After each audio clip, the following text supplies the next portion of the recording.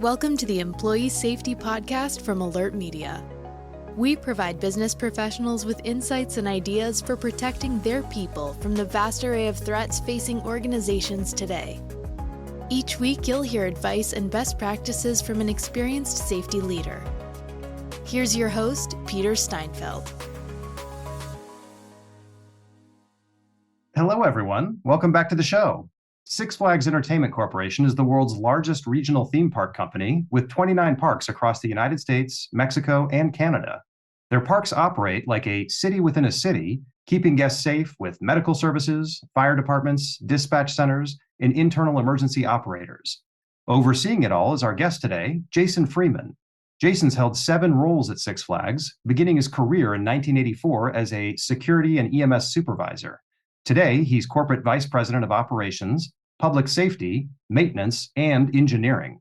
In this episode, Jason breaks down his municipal approach to EHS and the exciting new initiatives that are sailing Six Flags into the future. Let's hear from Jason. Jason, I'd like to start with the most pressing question, and this one comes from my mother. Are roller coasters safe? Well, Peter, that is a very normal question, believe it or not. And yes, they are absolutely safe.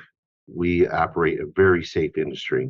I'm going to give you some statistics from the National Safety Council from 2019 because 2020 was an outlier with COVID, and then the data isn't out yet for 2021. But in 2019, the theme park industry saw over 400 million guests come visit our parks throughout the industry. Out of that, we delivered 1.6 billion rides. And out of that, there were 1,200 ride-related incidents. Now, you can do the math on the data, and you can see that we are a very safe industry. Keeping in mind, one incident is too many, and we strive to have none. But unfortunately, there are things that will happen. But I also want to be very clear that 1,200 could range from anything that happened on that ride. It could be a guest who was sitting on a queue line rail waiting to board the ride and fell backwards. So those are the types of things that you'll see. And don't get me wrong, I'm sure there were somewhere out there an injury of some sort of significance, because I don't want to downplay that. But if you do the math, you can see that we are a very, very safe industry. You're more likely to be injured in a car accident on your way to a theme park than you are at a theme park. Yeah, that makes sense. And those stats are pretty amazing. I mean, look, life is risky and you're always going to be at risk of something bad happening. But it sounds like you guys really focus on safety as an industry to make that number so low. So that's impressive. I'm just curious, how many guests do you guys serve in your organization on a given day? So collectively, we see about 28 million people a year, guest visitors a year. We have about 50,000 employees to take care of those guests. On any given day, depending on the size of the park and so on, we can see anywhere from 500 guests to 40,000. We are a mini city, if you will, and that's 40,000 in one park in a 12-hour day. And in a lot of cases, some of our parks, depending where they're at in the country, the daily attendance can eclipse the size of the census in the city that we operate in. Wow, that is a lot of people to suddenly be concerned with for a short amount of time. What are the primary components of EHS and security at Six Flags? Sure. So we lump everything in a group called public safety. And our public safety department comprises of our safety department, our safety manager and their team that oversees all the safety components of the things that we do, the audits, the OSHA training, all of that industrial type stuff, along with guest safety, where we touch every part of the business, whether it's culinary, revenue, retail, games, whatever touches a guest or a team member, our safety department touches.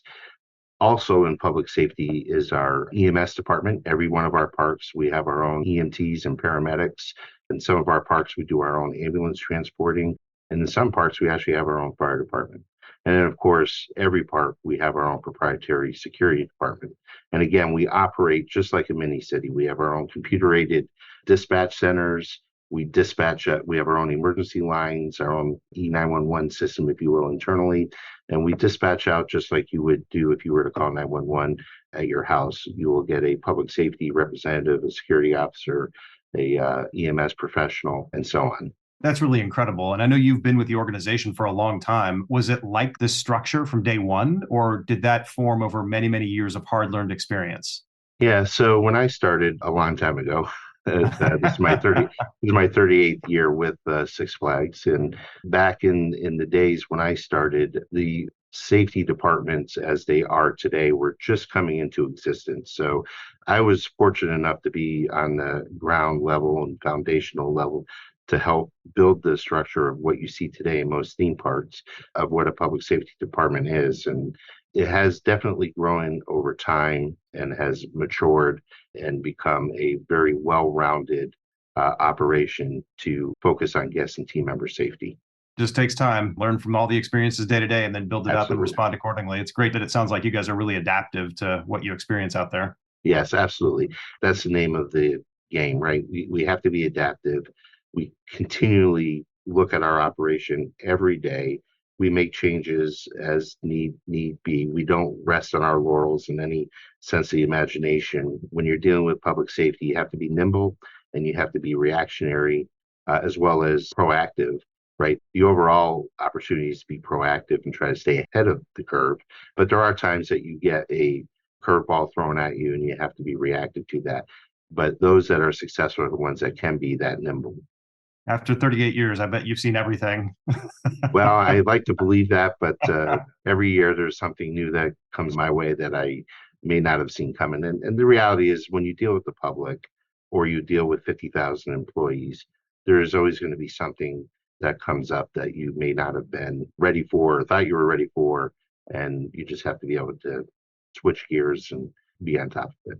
Well, with that in mind, how do you stay prepared for anything when you're managing a couple dozen, more than a couple dozen cities within cities? I love that term that you use.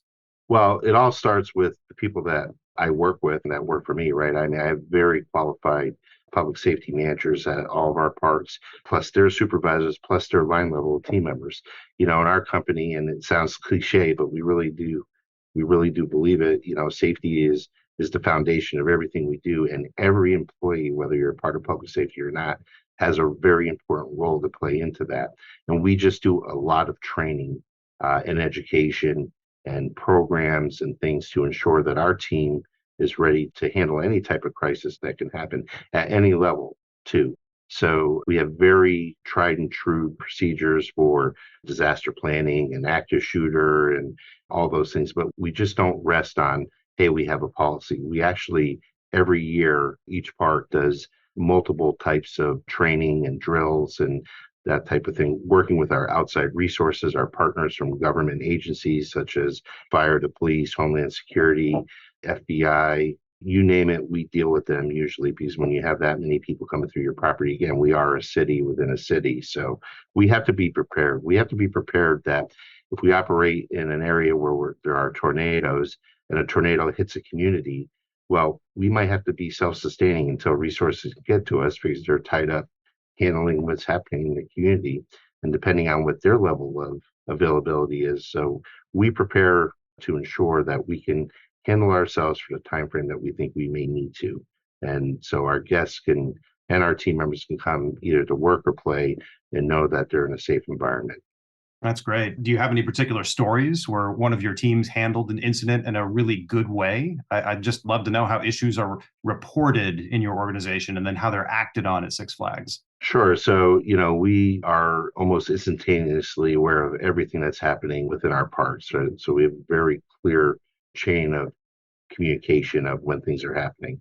And if we miss it, we're going to find it on social media anyway. But social media today, things pop up very quick. So our teams at the parks are very good at notifying us of things that happen. But we have great stories all around. This year alone, we had 2 cardiac arrests of people just that had cardiac problems that our medical team saved. One was a 12-year-old boy who had a medical condition that he or his parents didn't know about. And we were able to save him, and he's living a good life now. We've delivered a few babies over the years. Wow. So, again, we encounter all types of things that will happen in any community.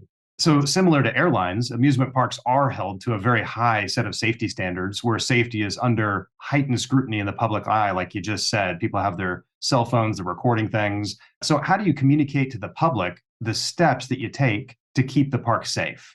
So if you go on our website, there's a piece in there about safety and that will talk about all the things that we do and how we inspect our rides and, how we maintain our facilities and that type of thing. You asked earlier about when I first started versus now. Well, back in the early days, safety and security was something that companies didn't talk about, whether it was theme parks or airlines or that type of thing, because the perception was that, oh, well, if you have it, you must have an issue. Well, in today's world, people want to feel safe. They want to know that you have these types of policies and procedures and programs and personnel and all that in place. So, we use opportunities such as this podcast. We try to get our messaging out through public relations. And again, it's not to pat ourselves on the back in any way. An incident can happen anywhere at any time at any facility, but it's about letting the public know the things that we do. I mean, we spend 650,000 hours a year inspecting our rides in our facilities. 40% of our capital budget goes to maintaining the maintenance of our parks. There's just a lot there that guests don't know about, but if they come onto a website, they'll be able to learn a little bit about it. And again, I say that not to tout our own horn, but it is truly foundation of what we do, and we take it very seriously.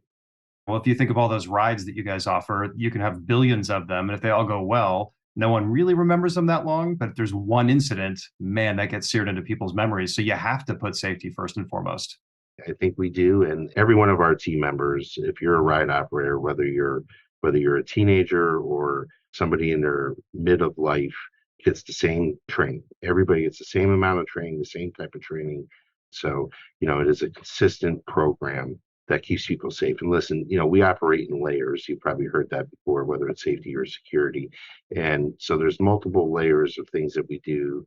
And not any one layer is more important than the other, but all of them working together is what keeps our folks and our operations safe. Yeah. And I just think like when I'm at the park and inevitably you get on a ride and there's someone who's not following the rules, they're not putting their belt on or the bar. And the teams are just so good at handling that. They're not just looking to enforce, but they talk to people the right way and they help them understand the why behind it and they can de-escalate. So it sounds like that's a part of what you guys do as well. That's right. And we have a de-escalation program that we use. It's not only for security, it's, we call it tactical communication, but it's about communicating with people about an issue that might be happening. And sometimes it's a restraint or they're not behaving or whatever. Sometimes we have to be able to tell them they can't ride the ride because they can't necessarily fit in a restraint. So it's a delicate balance to do that without embarrassing the person. So we do give our employees what we call tactical communication to help them communicate in those hard situations. Well, outside of the many core components of your safety and security program, what are some exciting initiatives that Six Flags is rolling out here now in the present and maybe in the near future?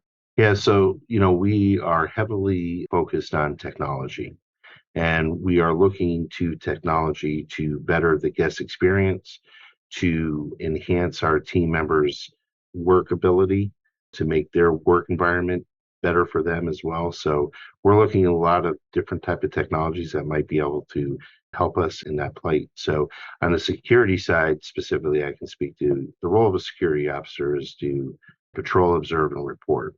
And if we can use technology to help us there and then better utilize that security officer, that physical security officer in a different location, that's what we want to do. So we're excited. We've been beta testing some robots just to see what that technology can do for us, right? So again, a better experience for our guests and a more efficient work environment for our team members.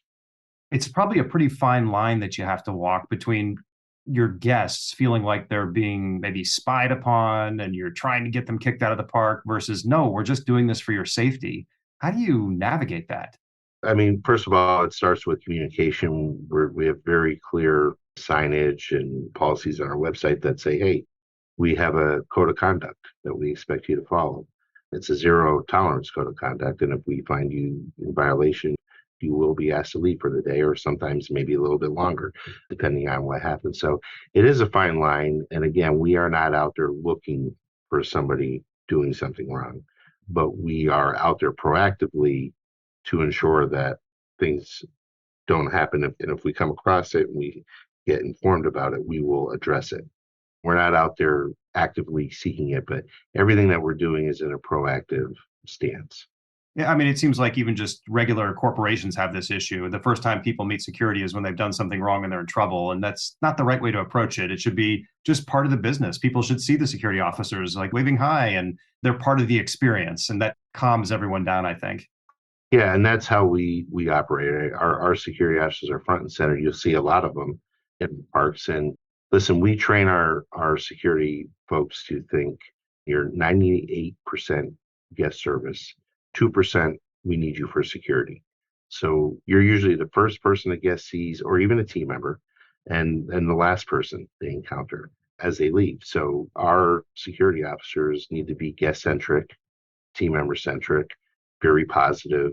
We want people approaching us, not steering away from us. So we're very high visibility uniforms, but they're not your traditional paramilitary look. You want them to be a friendly, inviting environment, but have enough authoritative look to know that they're a person of authority as well when needed.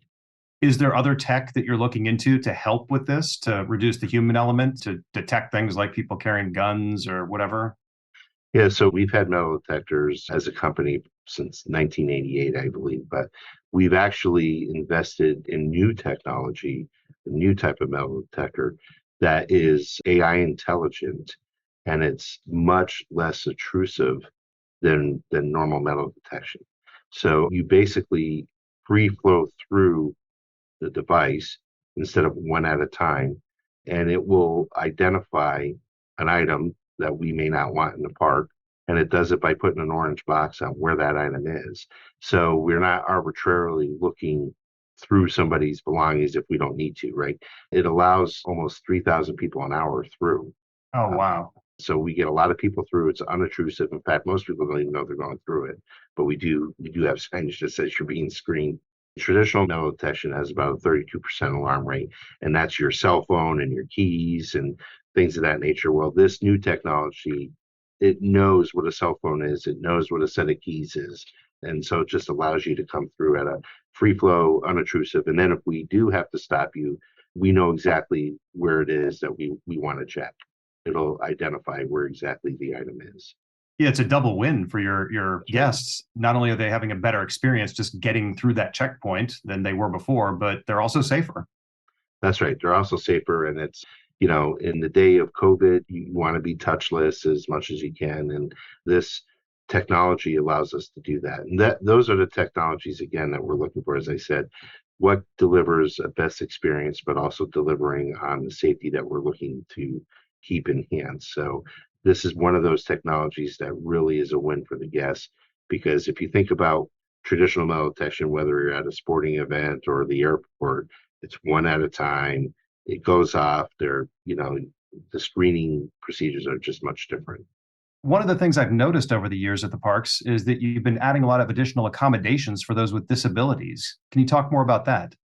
We're extremely proud.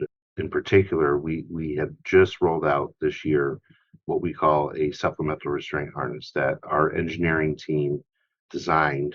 So it allows all of our theme park rides to be accessible to guests with disabilities. So if a guest is missing some fingers or a limb or something that may preclude them from riding a ride because of the current restraint system, this supplemental restraint harness now allows them to ride the rides. There are some restrictions, but ultimately, most people that couldn't ride before are allowed to ride now. And then in addition to that, all of our parks have just become certified autism centers. So we are certified through the IBCCES group, which is the only group that gives certification for autism centers, which means that 80% of our staff is trained in addressing and working with folks with autism. And then our parks are equipped to handle guests with autism with quiet areas and things of that nature. So it truly is about being inclusive. We really want everybody to be able to come to our parks and visit us and have a good time. Well, all those things require quite an investment. So it's just so fantastic that you're doing that. Absolutely. Thank you. Well, let's talk about the future. In your opinion, what kinds of threats or challenges do you see for theme parks on the horizon? Well, it's a whole new world that we live in, right? There's things that are going on every day, everywhere, whether it's a school or a mall or whatever it might be. And it doesn't necessarily have to even be a security issue. It could be, just a safety issue. It's just a matter of paying attention to what's happening in and around an environment and then ensuring that you're taking steps to be ahead of that. And those types of steps are working with your public safety officials, working with your colleagues in your industry or other things, being a part of associations and things that open communication is always the best. So, and that's what we try to do too, is as I said earlier, we don't rest on our laurels. We don't rest on, hey, I've got 38 years of experience, therefore there's nothing new I can learn. Every day is a new learning experience and being able to adjust to that. Well, I'd like to talk more about that because that's a big thing I try to promote when I'm talking with people, that when you're in the security, safety, business continuity, disaster recovery space, networking is incredibly important. You got to get out there and learn from others. Someday they're going to rely on you. Other days you're going to rely on them. It's super important. And I know you're incredibly busy with what you do at Six Flags all day long, but you're really active in your industry association and your state security task force. So why is it important for you to serve in those roles?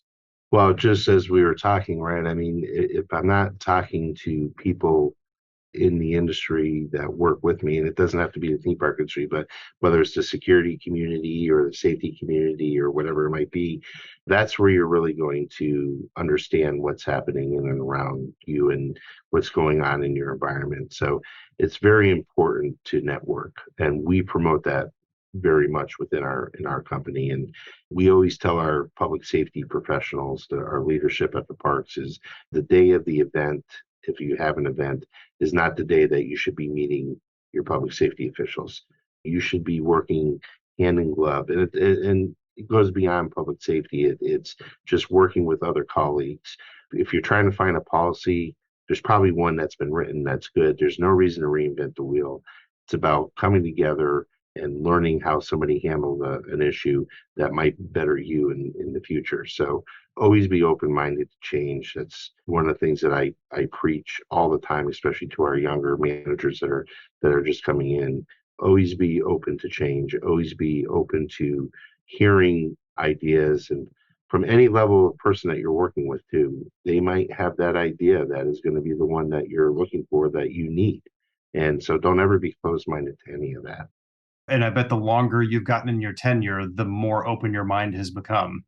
Absolutely. Yeah, there's no doubt about it, because listen, technology is also the space, right? Social media, I learn about social media because everybody uses it, and we're using pieces of social media now in the safety realm that work well. And if I was closed-minded to that or didn't see an advantage to it, we wouldn't be where we are today as a company. So you got to move with what's happening in the here and now, and you can't live in the past.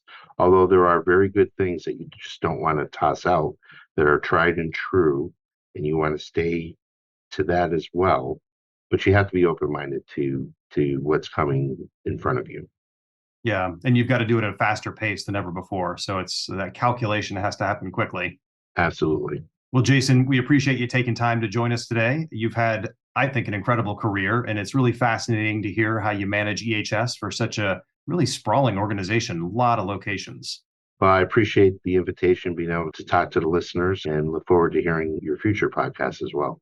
If anyone has questions or wants to connect, how can they find you out there? My email address, you can reach out to me at, it's jfreeman@sftp, which is the first four letters of Six Flags Theme Parks.com.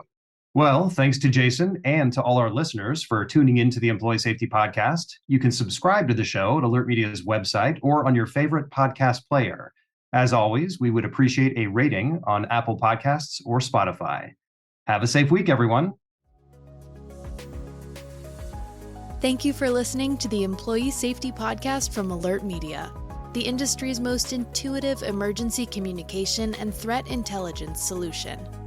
To learn more about how to protect your people and business during critical events, visit alertmedia.com. Until next time.